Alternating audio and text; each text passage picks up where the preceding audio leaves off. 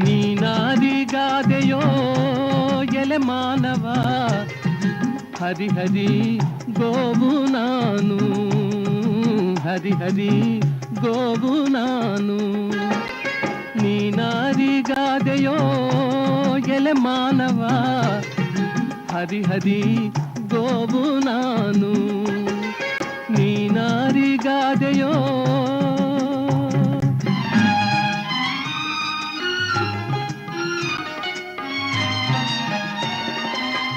ಇಟ್ಟರೆ ಸಗಣಿಯಾದೆ, ತಟ್ಟಿದರೆ ಕುರುಳಾದೆ, ಸುಟ್ಟರೆ ನೊಸಲಿಗೆ ವಿಭೂತಿಯಾದೆ.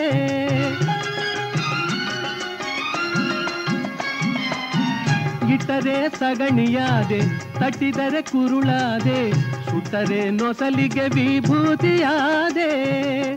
ತಟ್ಟದೆ ಹಾಕಿದರೆ ಹೋಯ್, ತಟ್ಟದೆ ಹಾಕಿದರೆ ಮೇಲು ಗೊಬ್ಬರವಾದೆ,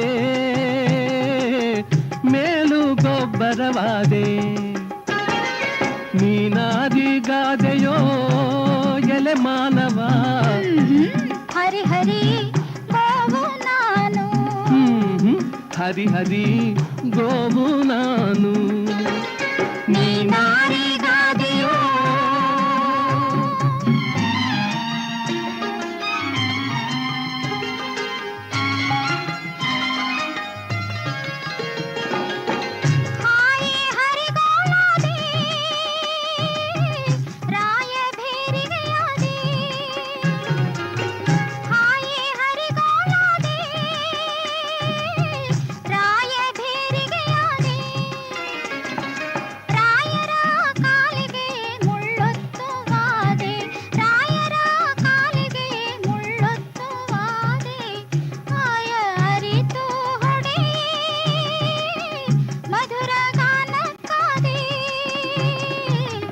ಮಧುರ ಗಾನಕ್ಕಾದೆ.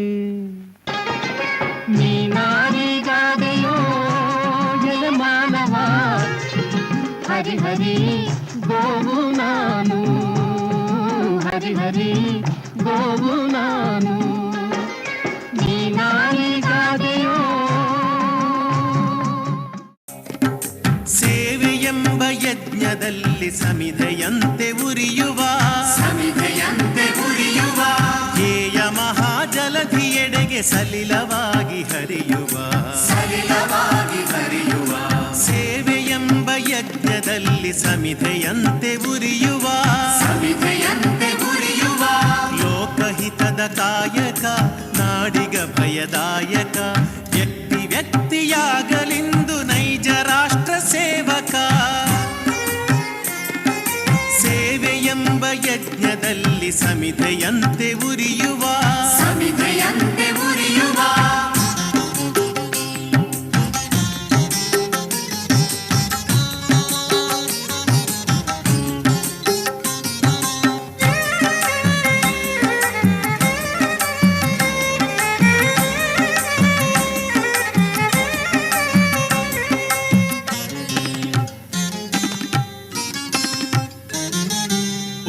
ನೀಚ ಭೇದವ ಅಳಿಸಿ ದೂರಗೊಳಿಸುವ, ಅಳಿಸಿ ದೂರಗೊಳಿಸುವ, ರೊಚ್ಚು ರೋಷ ನೀಗುತ್ತ ಬಂಧು ಭಾವ ಬೆಳೆಸುವ, ಬಂಧು ಭಾವ ಬೆಳೆಸುವ.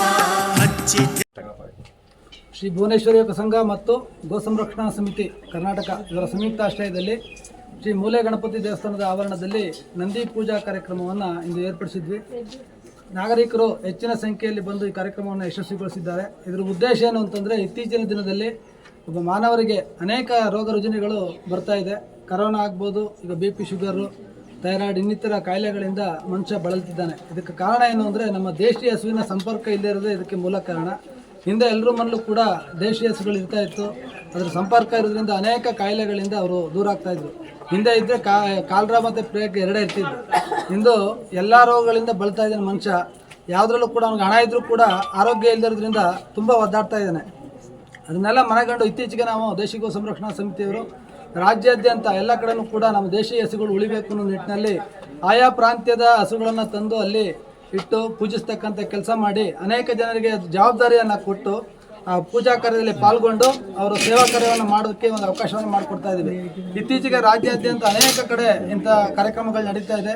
ಅದೇ ರೀತಿ ಇವತ್ತು ಮಳವಳ್ಳಿಯಲ್ಲೂ ಕೂಡ ಈ ಕಾರ್ಯಕ್ರಮವನ್ನು ಮಾಡ್ತಾ ಇದ್ದೇವೆ. ಈ ನಮ್ಮ ಮಲ್ನಾಡ್ ಗಿಡ್ಡ ತಳಿ ಏನಿದೆ ಇದನ್ನು ರಾಜಸ್ಥಾನ ಮತ್ತು ಗುಜರಾತ್ಗೂ ಕೂಡ ನಾವು ಕಳಿಸ್ಕೊಟ್ಟಿದ್ವಿ. ಗುಜರಾತ್ನಲ್ಲಿ ಒಬ್ಬ ಕೃಷ್ಣಲಾಲ್ ಅನ್ನೋರು ಸುಮಾರು 18 ಮಲ್ನಾಡ್ ಗಿಡ್ಡವನ್ನು ತಗೊಂಡೋಗಿ ಪೋಷಿಸ್ತಾ ಇದ್ದಾರೆ. ರಾಜಸ್ಥಾನದಲ್ಲೂ ಅಷ್ಟೇ ಅಬು ಟೆಂಪಲ್ ಅಂತಿದೆ, ಅದ್ರ ಪಕ್ಕ ರಾಮಶೇಷ್ ಅಂತ ಏನೋರೊಬ್ರು ಅವರು ಕೂಡ ಸಾಕೊಂಡು ಒಂದು 12ರಿಂದ 13 ಮಲ್ನಾಡ್ ಗಿಡ್ಡವನ್ನು ಮತ್ತು ಹಳ್ಳಿ ಕರುಗಳನ್ನ ಸಾಕ್ತಾ ಇದ್ದಾರೆ. ಇದರ ಪ್ರಬುದ್ಧತೆ ಹೊರಗಡೆ ಅವ್ರಿಗೆ ಗೊತ್ತಾಗ್ತಾ ಇದೆ, ನಮ್ಮ ಸ್ಥಳೀಯರಿಗೆ ಇದು ಗೊತ್ತಾಗದೇ ಇರ್ತಕ್ಕಂಥದ್ದು ದೊಡ್ಡ ವಿಪರ್ಯಾಸ. ಅದನ್ನು ಅರಿತು ಮುಂದಿನ ದಿನಗಳಲ್ಲಿ ನಮ್ಮ ದೇಶಿ ಗೋವುಗಳನ್ನು ರಕ್ಷಿಸಿ ಅದನ್ನು ಪೋಷಿಸಿದಂಥ ಕೆಲಸ ಆಗಬೇಕು. ಆರೋಗ್ಯಕರ ಭಾರತದತ್ತ ನಾವೆಲ್ಲ ಸಾಗಬೇಕು ಅಂತ ಕೇಳ್ಕೊತೀವಿ. ಜೈ ಹಿಂದ್, ವಂದೇ ಗೋ ಮಾತರಂ, ಜೈ ಭುವನೇಶ್ವರಿ.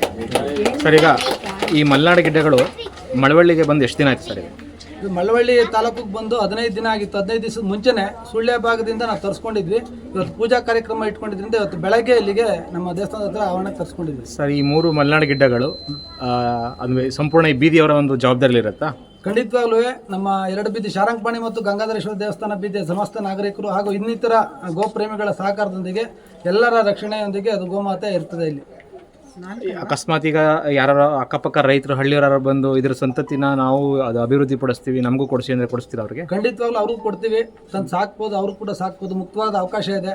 ಬಂದು ಸಾಕ್ತೀನಿ ಅಂತ ಕೇಳಿದ್ರೆ ಖಂಡಿತವಾಗ್ಲೂ ಇದು ತಳಿ ಅಭಿವೃದ್ಧಿಗೆ ಅದನ್ನು ನಾವು ಕೊಡ್ಲಿಕ್ಕೆ ವ್ಯವಸ್ಥೆ ಮಾಡ್ತೀವಿ. ಇನ್ನೂ ಏನಾದ್ರು ಹೆಚ್ಚಿಗೆ ಬೇಕು ಅಂತಂದ್ರೆ ಅದನ್ನು ಕೂಡ ತರಿಸ್ಕೊಡಕ್ಕೂ ಒಂದು ನಿಟ್ಟಿನಲ್ಲಿ ಒಂದು ಕಾಯಕವನ್ನು ಮಾಡ್ತೀವಿ. ಧನ್ಯವಾದ ಸರ್. ಈ ಮಲ್ನಾಡ ಗಿಡ್ಡ ತಳಿಯ ವಿಶೇಷತೆಗಳೇನು ಮತ್ತು ಹಾಲು ಎಷ್ಟು ಕೊಡುತ್ತೆ? ಇದು ಮಲ್ನಾಡು ಗಿಡ್ಡ ಸಾಮಾನ್ಯವಾಗಿ ಕರಾವಳಿ ಭಾಗ ಮತ್ತು ಮಲೆನಾಡು ಭಾಗದಲ್ಲಿ ಹೆಚ್ಚಿಗೆ ಇದು ಕಂಡುಬರ್ತದೆ. ಬೆಟ್ಟ ಗುಡ್ಡ ಪ್ರದೇಶದಲ್ಲಿ ಓಡಾಡಿಕೊಂಡು ಅನೇಕ ಸಸ್ಯಜೀವಿಗಳನ್ನು ತಿಂದು ಉತ್ಕೃಷ್ಟವಾದ ಹಾಲನ್ನು ಕೊಡ್ತದೆ. ಇದು ಹಾಲು 1 ರಿಂದ 1.5 ಲೀಟರ್ ಅಷ್ಟೇ ಹಾಲು ಕೊಡ್ತಕ್ಕಂಥದ್ದು.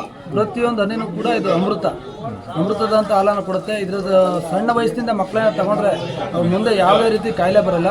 ರೋಗ ನಿರೋಧಕ ಶಕ್ತಿ ಹೆಚ್ಚಿಗೆ ಮಾಡ್ತಕ್ಕಂಥ ಶಕ್ತಿ ಈ ಮಲ್ನಾಡ್ ಗಿಡ್ಡ ಹಸುವಿನ ಹಾಲಿನಲ್ಲಿ ಇದೆ ಅಂತ ಕಂಡುಬಂದಿದೆ. ವೈಜ್ಞಾನಿಕವಾಗಿ ಸಂಶೋಧನೆಯಿಂದ ಕಂಡುಬಂದಿದೆ.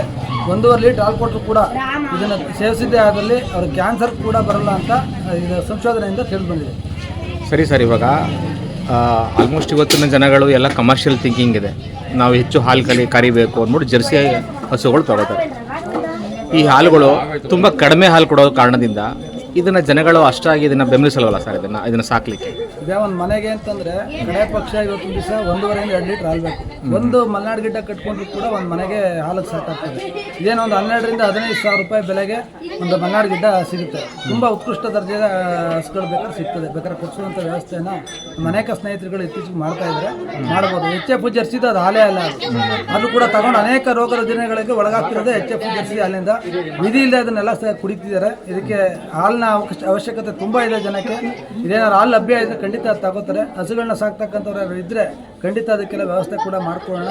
ನಮ್ಮ ಅನೇಕ ಗೋಪ್ರೇಮಿಗಳು ಸಹಕಾರವನ್ನು ನೀಡ್ತಾ ಇದ್ದಾರೆ. ಮಲ್ನಾಡು ಭಾಗ ಆಗ್ಬೋದು, ಕರಾವಳಿ ಭಾಗ ಆಗ್ಬೋದು, ಎಲ್ಲರೂ ಸಹಕಾರ ಕೊಡ್ತಾ ಇದ್ದಾರೆ. ನಾವು ಅದನ್ನು ಒದಗಿಸ್ಕೊಡ್ತಕ್ಕಂಥ ಕೆಲಸ ಮಾಡ್ತೀವಿ. ಸಾಕುವಂಥ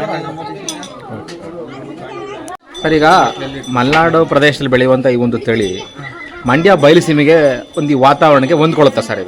ಇದು ನಮ್ಮ ದೇಶದ ಯಾವುದೇ ಭಾಗದಲ್ಲೂ ಕೂಡ ಇದು ಹೊಂದಾಣಿಕೆ ಆಗ್ತಕ್ಕಂಥ ಒಂದು ತಳಿಯಾಗಿದೆ. ಇದ್ರ ವಿಶಿಷ್ಟನೇ ಅದು.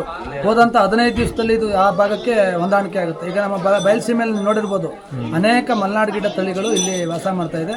ಎಲ್ಲ ಕೂಡ ಆರೋಗ್ಯಕರವಾಗಿ ಇಲ್ಲಿ ಇದೆ, ಸಮೃದ್ಧಿಯಾಗಿ ಹೇಗಿದೆ ಹಂಗೆ ಅಡ್ಜಸ್ಟ್ ಮಾಡಿಕೊಂಡು ಇಲ್ಲಿದೆ. ಇದು 2 ರಿಂದ 2.5 ಅಡಿ ಅಷ್ಟೇ ಬೆಳೀತಕ್ಕಂಥದ್ದು. ಇಲ್ಲ ಅದಕ್ಕಿಂತ ಕಮ್ಮಿ ಇದ್ರೂ ಇರ್ತದೆ. 2.5 ಅತಿ ಹೆಚ್ಚು ಬೆಳೆದಿದ್ದು ಉತ್ಕೃಷ್ಟ ದರ್ಜೆ ತಳಿ ಅಂತ ಹೇಳ್ಬೋದು. ಈಗ ರೋಗ ರುಜಿನಗಳಿಂದ ಬಾಧಿಸ್ತಾವ ಸರ್ ಇವಕ್ಕೆ? ಖಂಡಿತ ಯಾವುದೂ ಬರಲ್ಲ, ಯಾವುದೇ ರೋಗ ರುಜಿನ ಬರಲ್ಲ. ಇದು ಈಗ ನಮ್ಮ ರಾಮಚಂದ್ರಾಪುರ ಮಠದಲ್ಲಿ 33 ವರ್ಷ ಬದುಕಿದೆ. ಇದು 20 ವರ್ಷ ಅಂತ ಹೇಳ್ತಾರೆ, 33 ವರ್ಷ ಕೂಡ ಬದುಕಿದೆ. 18 ರಿಂದ 20 ತಳಿ 20 ಕರುಗಳನ್ನು ಇದು ಕೊಟ್ಟಿದೆ. ಅಂದರೆ ಇದು ಮೇಂಟೆನೆನ್ಸ್ ಫ್ರೀ ಹಸುನಾ? ಇದು ಮೇಂಟೆನೆನ್ಸ್ ಫ್ರೀ. ನಿಮ್ಮ ಅಕಸ್ಮಾತ್ ಮನೆ ಹಿಂಭಾಗ ಏನಾದ್ರು ಕಸ ಗಿಸ ಹುಲ್ಗಿಲ್ಲ ಏನಾದ್ರು ಬೆಳೆದಿದ್ರೆ ಅದು ತಿನ್ಕೊಂಡು ಆರಾಮಾಗಿರ್ತವೆ. ಹೆಚ್ಚಿಗೆ ಏನು ಬೇಕಾಗಿಲ್ಲ, ಆರಾಮಾಗಿ ತಿನ್ಕೊಂಡಿರ್ತೇವೆ. ಒಂದು 3 ರಿಂದ 4 kg ಅಷ್ಟೇ ಉಳ್ಮೆ. ಇದ್ರದ್ದು ಗುಣ ಸ್ವಭಾವ ಏನಾರ ಇದರಲ್ಲಿ ದಾಳಿ ಮಾಡುವಂಥ ಗುಣ ಏನಾರ ಇದೆಯಾ? ದಾಳಿ ಮಾಡೋ ಗುಣ ಯಾವುದೂ ಇಲ್ಲ. ಇದು ಅತ್ಯಂತ ಸಾಧು ಪ್ರಾಣಿ. ನಾವು ಹೇಗೆ ನೋಡ್ಕೋತೀವಿ ಆ ರೀತಿ ಅದು ಇರ್ತದೆ. ನಾವು ಯಾವ ರೀತಿ ಮಾತಾಡ್ಸ್ಕೊಂಡು ಕತಾಡ್ಸ್ಕೊಂಡು ಮೈ ಕೈ ಸರ್ಕೊಂಡಿದ್ರೆ ಅದು ಮಕ್ಕಳ ರೀತಿ ಇರ್ತದೆ.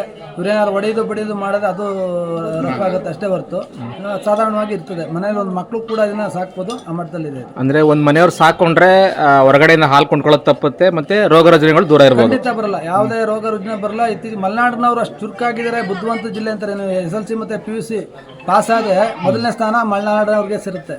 ಯಾಕೆ ಅಂತಂದ್ರೆ ಇದ್ರ ಹಾಲು ಸಮೃದ್ಧಿ, ಹಾಲು ತುಪ್ಪ ಮೊಸರು ತಿಂದಿರೋದ್ರಿಂದ ಚುರುಕಾಗಿರ್ತಾರೆ, ಅದರಿಂದ ಅವ್ರು ಬುದ್ಧಿವಂತರಾಗಿದ್ದಾರೆ ಅಂತ ಈ ಮೂಲಕ ಹೇಳ್ಬೋದು. ಓಕೆ ಸರ್, ಧನ್ಯವಾದ.